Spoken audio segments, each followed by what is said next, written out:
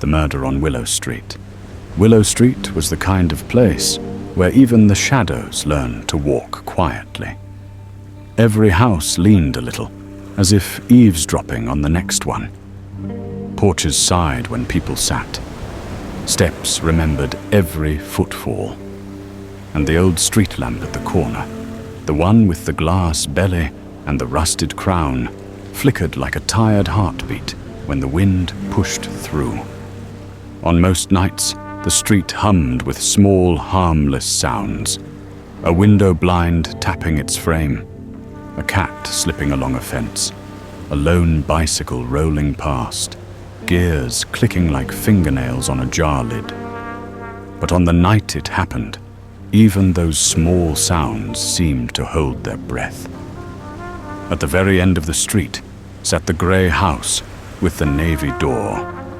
Daniel and Claire lived there. To anyone passing by, they looked like a photograph you might find in a frame at a store. Neat, simple, smiling. He worked with numbers, she worked with flowers. He liked his coffee black, she liked tea with lemon. Everything looked placed, everything looked chosen, everything looked fine. But Willow Street kept its own calendar, and it had circled this night in pencil a long time ago. Neighbors knew the rhythm of that house without meaning to. Mrs. Keene, the widow with the pearl-handled cane, took her evening tea by her bay window and could see their kitchen sink reflected in the glass.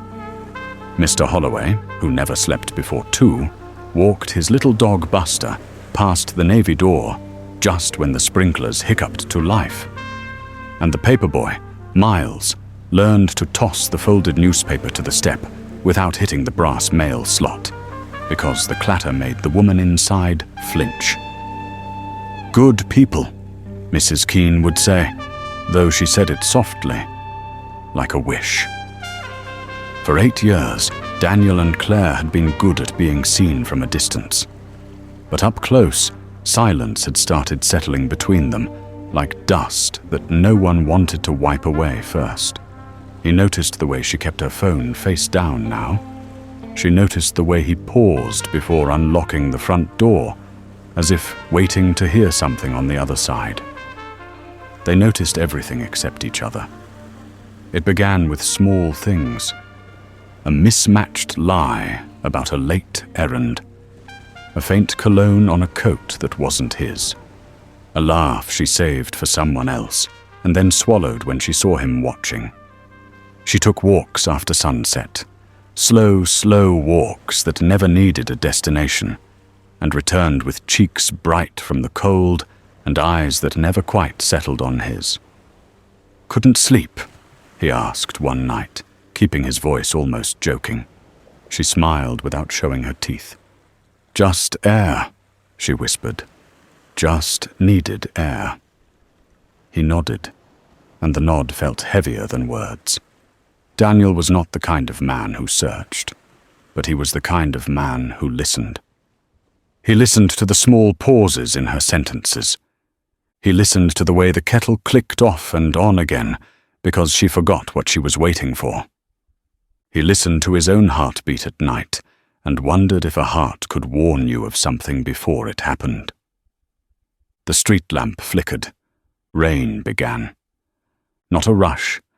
Not a storm, not yet. Just thin silver lines, patient and even, stitching the dark together. That was the first night he heard her whisper by the window. He had turned on his side, face to the wall, and let his breathing be slow, sleep-like. Behind him, the faint glow of a screen lit the room in a cold rectangle. Her whisper slid through her fingers as if she were cupping the phone like a secret. "Yes," she breathed. "Tomorrow." "No, he's sleeping." "No, he doesn't know." He did not move. His eyes hovered, one blink from open. He watched the shadow of her hand trace circles on the curtain. He listened to the whisper dissolve into the sound of rain. And he swallowed a question because he didn't want to hear the answer in the middle of the night. Morning laid itself over Willow Street like a pale blanket. Cars coughed awake. Somewhere, toast burned and a smoke alarm complained, thin and distant. At the grey house, the kettle sang too long. Claire wore the soft sweater he'd given her last fall, the one that made her look like a cloud you could carry. She smiled at him with her mouth and not her eyes. "Coffee?" she asked, out of habit, out of muscle memory, out of the wish to keep everything ordinary. "Black," he said. And then, because he had to say something that wasn't a scream, he added, "Always black." The day passed and left no fingerprints. Another night arrived, like a coin slipping down a well. He waited for the whisper. It came, closer to the window, closer to him. Her voice had the hush of a child telling ghost stories under a blanket. Yes. Midnight. Near the corner. Under the lamp. He saw her reflection in the night black pane. He saw her lips shape a name he didn't know. He saw his own mouth not moving, and it frightened him to see himself so still. The next morning, he opened drawers as if he had lost something small and sharp. He wasn't looking for the thing he was looking for. He was giving himself permission to find it. Behind the dresser, where the paint peeled into fine curls and dust collected in soft grey drifts, his fingers found the cool edge of plastic, a second phone, black, hiding. He held it with two careful fingers, as though it might bruise. It lit his face with a thin square of winter light. No lock, no mercy. Messages waited there, quiet as teeth. Tomorrow, at midnight. Under the lamp. It will be quick. He won't see it. Daniel read the words as if they were not words but weather. He felt them pass over his skin, cold and damp. He placed the phone back where it had been, aligning it with the dust, setting the air the way it was. He closed the drawer without letting it bite. That evening, he watched Claire, the way you watch someone walking toward a door you don't want them to open. She moved with careful grace, a grace that used to make him ache. Now it made him tired. Her laughter at the television was a little too round. Her goodnight kiss was a little too practiced. And when she turned her face away on the pillow, he saw the small pulse at her throat, beating like a moth behind glass. He thought of calling someone. But who do you call when your life starts whispering without you? He thought of leaving, but the house knew his footsteps, and he could not imagine teaching another house the way he walked. So he stayed, and the night stayed with him. Midnight was a thin line. On one side, everything that could be forgiven. On the other, everything that could not. The sky forgot how to be still. Rain thickened, stitched itself into sheets, rattled the leaves, worried the gutter. Thunder spoke from far away, promising itself closer. Claire rose without turning on a light. She moved like someone who had walked this path before, even if she hadn't. He heard the whisper of her coat, the soft click of the navy door, the breath of the house adjusting to her absence. He sat up. He put on his shoes, the quiet ones. He left the lamp off. He followed the memory of her perfume down the hall, tea and lemon, and something faintly metallic he did not recognize. Outside, Willow Street was a ribbon of wet black, shining where the lamp stuttered. He kept his distance, counting her steps with his own. She did not look back. He practiced the words he would say when she did. At the corner, beneath the rust-crowned lamp, a figure waited, taller than Claire, shoulders heavy in a dark coat. The lamp flickered, and the figure seemed to blink with it. Claire stopped close, too close, and the rain braided itself between them.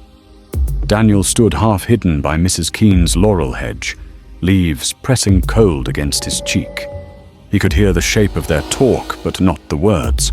A murmur wrapped in rain. He could see a hand lift, her hand, and then another, not hers. He could see the silver curve of something that caught the lamp and sent it back.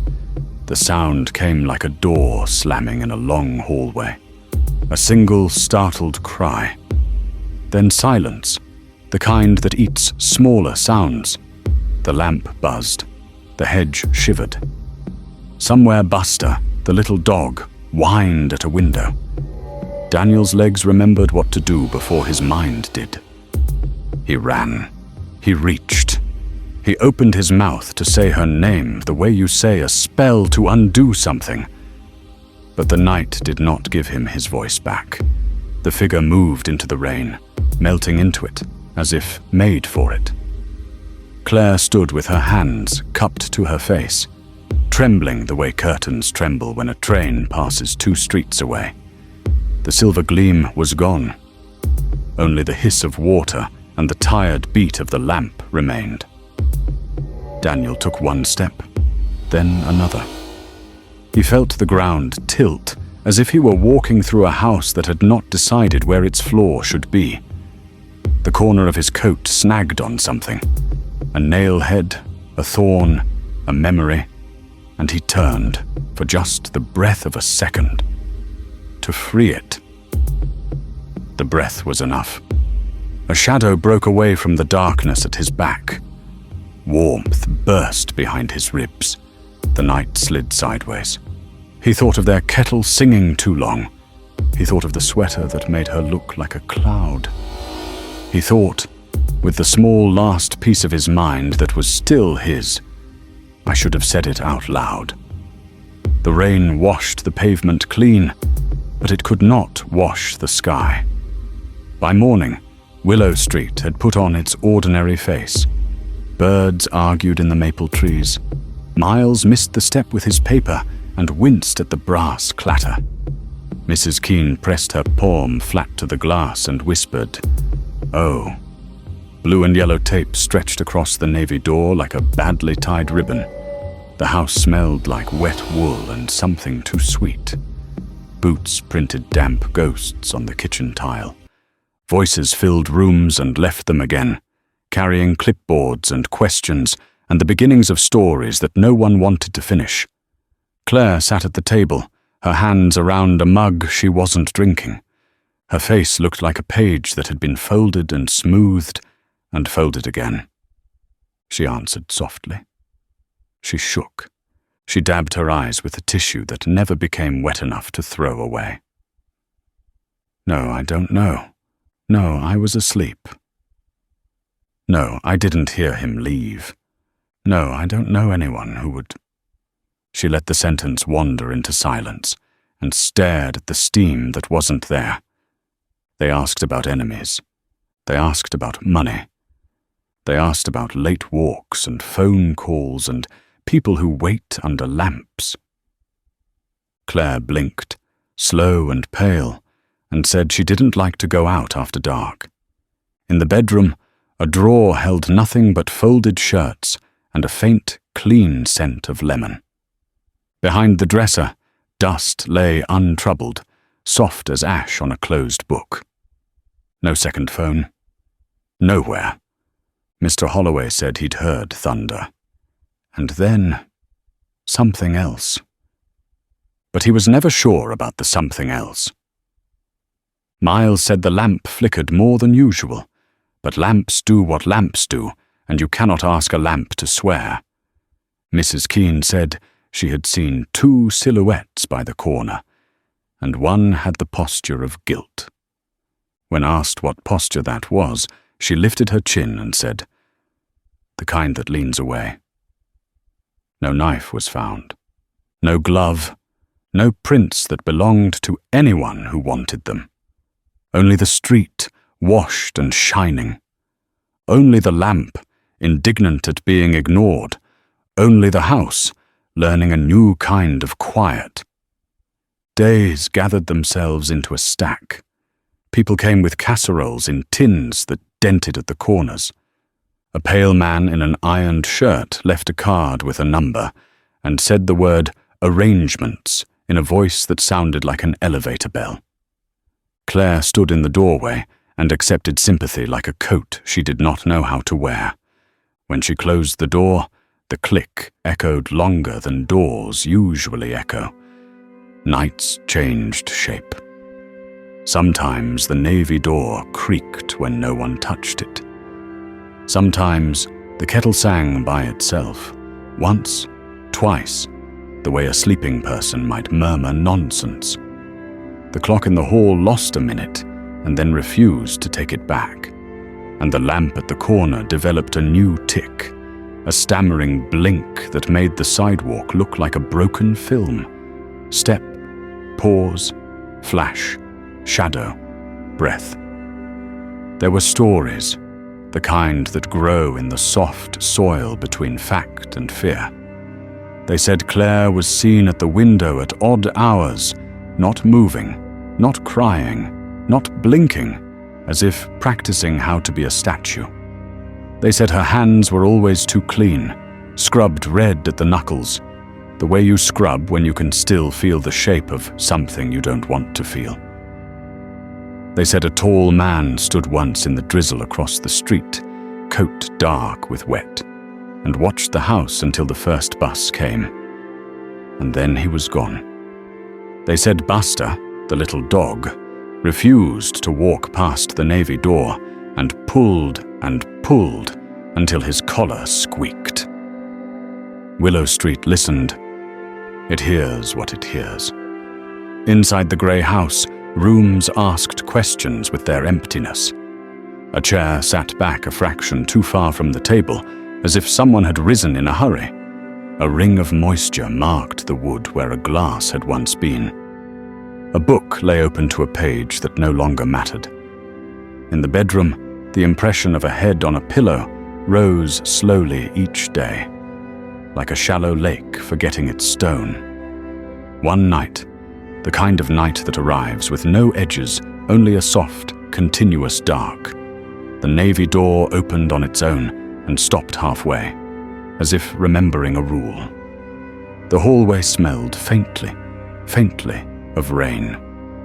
Claire stood there, hand out, palm up, feeling the air as if the air could answer her. Behind her, in the quiet, the kettle clicked. Once, twice, 3 times.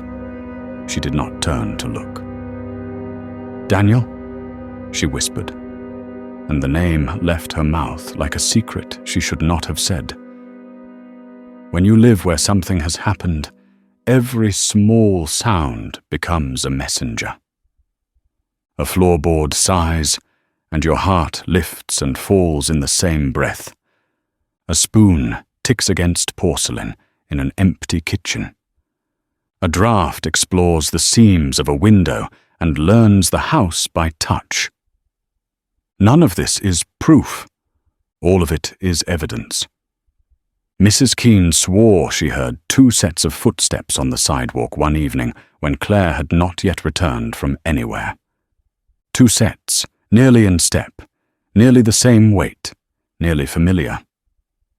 But footsteps are shy witnesses. They vanish when you ask them to speak. Time grew a thin skin over the story, but it was not thick enough to keep the shape from showing through. The police came less. Neighbors mentioned the grey house only when they had to, the way you mention a scar when someone asks, and then you change the subject to the weather.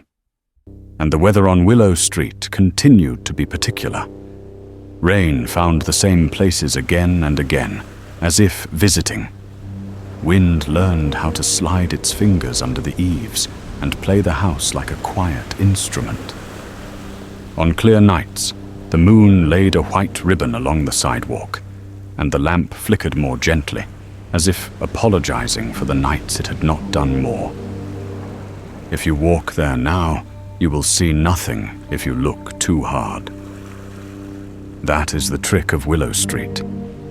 Don't stare, don't demand. Let the quiet show itself. Walk slowly. Past the laurel hedge that has learned too many secrets. Past the bay window, where a widow once pressed her hand to the glass and said a word no one else heard. Past the stoop where a newspaper missed and startled the morning. Listen without pointing your ear. You may feel it before you hear it. The slight change in the air, the taste of metal, the soft, almost polite sense that you have stepped into someone's memory. You may notice the navy door is closed, and then, without a click, it is not quite as closed. A breath fits through the thin seam where wood fails to meet frame. The hall beyond is a narrow river of darkness, and at the far end, a square of a dim kitchen waits like a mouth closed on a story.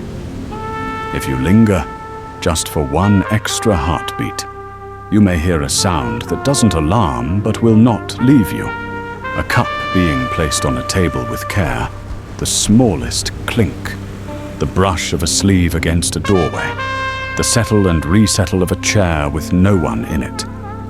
You may tell yourself it is the old bones of an old house. You may be right. You may not.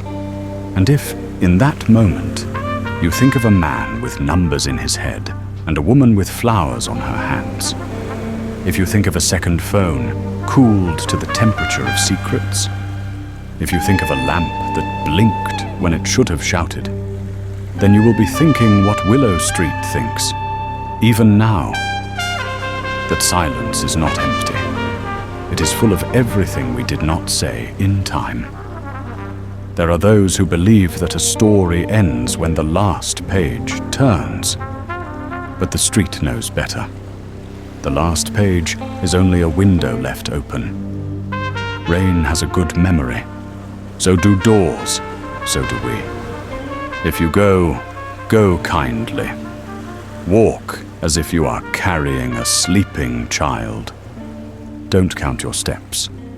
Don't test the latch on the navy door.